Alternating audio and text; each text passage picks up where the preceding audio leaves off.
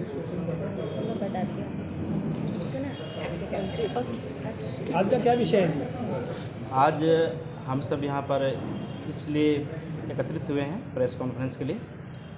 हमारी संस्थान दिव्य ज्योति जागृति संस्थान सर्वश्री आशुतोष महाराज जी, जिनके संस्थापक और संचालक हैं, जो पिछले 3 दशक से पंजाब जालंधर जिला नूरमहल के अंदर दिव्य ज्योति जागृति संस्थान की स्थापना रखे और आज संस्थान का पूरे विश्व के अंदर 350 प्लस शाखाएँ हैं।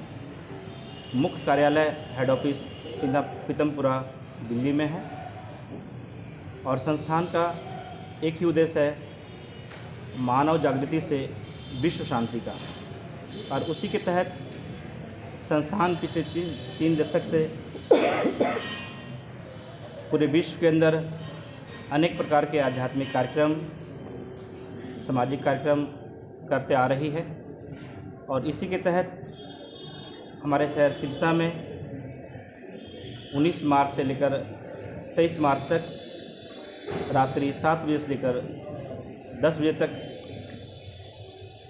नेहरू पार्क रामा क्लब जनता भवन के सामने श्री राम कथा का आयोजन 5 दिवसीय किया गया है। और उस कथा का वाचन करने के लिए सर्वश्री आशुतोष महाराज जी की साध्वी शिष्या कथा व्यास त्रिपदा भारती जी विशेष तौर पर पंजाब नूरमहल से पधार रही हैं। और उसी के उपलक्ष्य में 18 मार्च को सुबह 11 बजे दुर्गा माता मंदिर से एक भव्य दिव्य कलश यात्रा निकाली जाएगी, जिसमें सैकड़ों की संख्या में पीताम्बर वस्त्रधारी कलश वाली हमारी मातृशक्ति कलश को धारण करके पूरे शहर में भ्रमण करेंगी। और उसी के सिलसिले में, इस कार्यक्रम के सिलसिले में आज हमने प्रेस कॉन्फ्रेंस बुलाया है।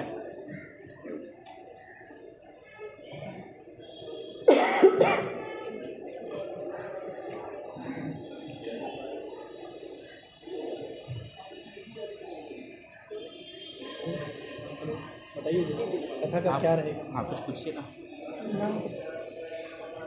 जैसे हम सभी जानते हैं ना, ये श्री राम कथा है। प्रभु श्री राम, जिनको मर्यादा पुरुषोत्तम श्री राम कहा जाता है, जो हमारी भारतीय संस्कृति के आधारभूत स्तंभ हैं। आज समाज देखें, हम किसी भी चीज़ को देखते हैं, मान लीजिए एक नदी है, वो मर्यादा में बहती है तो कितने लोगों की प्यास को भी तृप्त करती है और कितनी ही फसलों को भी वो हरा भरा रखती है। लेकिन अगर एक नदी ही अपनी मर्यादा को भंग कर दे, वो अपनी मर्यादा से बाहर हो जाए, तो वही जो दूसरों को लाभ देती है वही एक तबाही का कारण भी बन सकती है। यही एक मानव का जीवन है। अगर वो मर्यादा पुरुषोत्तम श्री राम जी का अनुसरण करते हुए मानव मर्यादा का अनुसरण कर रहा है, तो उसका जीवन स्वयं के लिए भी वो खुशहाल है और दूसरों को भी वो खुशहाली शांति प्रदान कर सकता है। लेकिन आज समाज की विडंबना है कि इंसान की जितनी भी उसके जीवन की मर्यादा है, वो उसका उल्लंघन करता जा रहा है। यही कारण है कि समाज में आज अशांति है, अराजकता फैली हुई है, इतनी कुरीतियाँ जन्म ले रही हैं, क्योंकि हमने कहीं ना कहीं जो हमारी मानवीय मर्यादा थी उसको तोड़ दिया, उसको भंग कर दिया। जो प्रभु ने हमारे लिए स्थापित किए थे नियम, उनको भंग किया। और समय समय पर संत महापुरुष ऋषि मनीषी ऐसी कथाओं का, ऐसे धार्मिक कार्यक्रम का आयोजन करते हैं जिससे कि इंसान प्रभु श्री राम जी के व्यक्तित्व को जान सके और उनके जो आदर्श हैं वो अपने चरित्र में धारण कर मर्यादित जीवन का निर्वाह कर इस समाज के लिए कल्याणकारी सिद्ध हो सके, समाज की उन्नति का वो एक साधन बन सके। इसीलिए ये श्री राम कथा का जो उद्देश्य है, ये मात्र श्री राम की कहानी नहीं है, श्री राम की कथा नहीं है।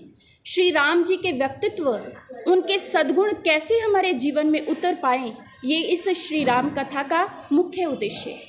इसीलिए हम पूरे क्षेत्रवासियों को, शहरवासियों को आमंत्रित करना चाहेंगे कि वो अवश्य इस प्रभु की कथा में आए और आकर के प्रभु की कथा का लाभ प्राप्त करें।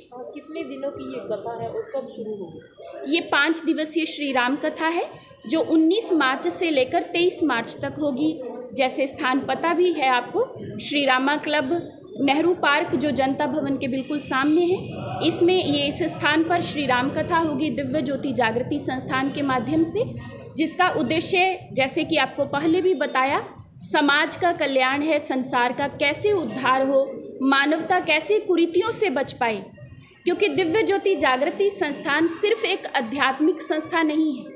दिव्य ज्योति जागृति संस्थान जिसके संस्थापक व संचालक हैं हमारे गुरुदेव परम पूजनीय सर्वश्री आशुतोष महाराज जी, दिव्य ज्योति जागृति संस्थान आध्यात्मिक संस्था होने के साथ साथ एक सामाजिक संस्था भी है। गुरुदेव सर्वश्री आशुतोष महाराज जी की कृपा से ऐसे अनेक प्रकल्प चल रहे हैं, जैसे कि आप देखेंगे जो गरीब बच्चे हैं, स्लम एरियाज़ में रहते हैं, जिनके जीवन में शिक्षा का महत्व नहीं है, छोटी सी अवस्था में ही कैसे पैसे को कमाया जाए, कैसे जीविका का मतलब क्या किया जाए, वो ऐसे विचार रखते हैं। लेकिन हमारा समाज जब तक शिक्षित नहीं होगा तो वो सभ्य भी नहीं हो सकता, तो उन्नति भी नहीं कर सकता। इसके लिए शिक्षा का भी अहम किरदार है एक मानव के जीवन में। उन बच्चों के लिए जो स्लम एरियाज़ में हैं, तो हमारे वॉलंटियर्स वहाँ जाते हैं, प्रीचर्स जाते हैं, उन बच्चों को शिक्षा के बारे में अवेयर करते हैं, जागरूक करते हैं। और एक मंथन नामक प्रोजेक्ट है जिसमें उन गरीब बच्चों को जो स्लम एरियाज़ में रहते हैं उनको इकट्ठा किया जाता है और उनको पढ़ाया जाता है, शिक्षित किया जाता है। और ऐसे ही पर्यावरण संरक्षण के लिए एक हमारा प्रोजेक्ट है, और नारी उत्थान के लिए, नारी सशक्तिकरण के लिए एक हमारा संतुलन नामक प्रोजेक्ट चल रहा है। और ऐसे ही अंतर क्रांति, जैसा कि आप जानते हैं एशिया की जो जेल है सबसे बड़ी तिहाड़ जेल, उसमें बहुत सारे ऐसे क्रिमिनल हैं जो अपने जीवन के मर्म से अवगत थे, अनभिज्ञ थे, जिनको अपनी ज़िंदगी का उद्देश्य नहीं पता था, कुरीतियों में, बुराइयों में उनका जीवन धंसा जा रहा था। लेकिन गुरुदेव सर्वश्री आशुतोष महाराज जी की कृपा से जिस समय संत समाज उनके पास गया, उनको ये विचार दिए गए, उनको समझाया गया कि हमारी संस्कृति क्या है, हमारे संस्कार क्या हैं, जीवन में क्या करना है। जिंदगी निकृष्टता की ओर बढ़ने के लिए नहीं है, ये जीवन नर से नारायण बनने के लिए मिला है। कैसे अच्छाइयों को अपने जीवन में अर्जित किया जाए, पहले उनको वो सद्विचार दिए गए, तदुपरांत उनको ब्रह्म ज्ञान से दीक्षित किया गया। फिर उनके जीवन में एक ऐसा चेंज आया, परिवर्तन आया, अंतर क्रांति नामक एक प्रोजेक्ट है। क्योंकि जिस समय महाराज जी का एक, गुरुदेव सर्वश्री आशुतोष महाराज जी का एक विचार है, जब तक इंसान के मन में परिवर्तन नहीं आएगा तो उसके जीवन में भी परिवर्तन नहीं आ सकता। अगर समाज को बदलना चाहते हैं तो सबसे पहले इंसान के मन को बदलना पड़ेगा, क्योंकि बुराइयां कहीं बाहर से नहीं आई हैं, वो इंसान के अंतःकरण से ही उत्पन्न हुई हैं। और ये अंतर क्रांति प्रोजेक्ट है एक अंतर्दृष्टि।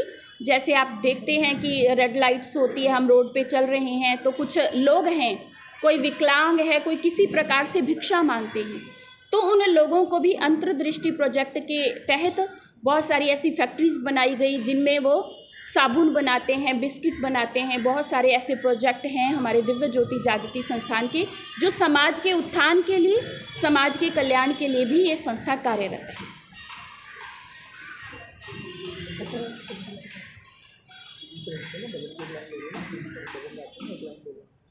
आप भजन बोलते हैं? हाँ जी दीदी, भजन गाएं। कोई एक लाइन बोल दीजिए। कोई एक लाइन बोल दीजिए, कोई भी बोल दीजिए एक बार।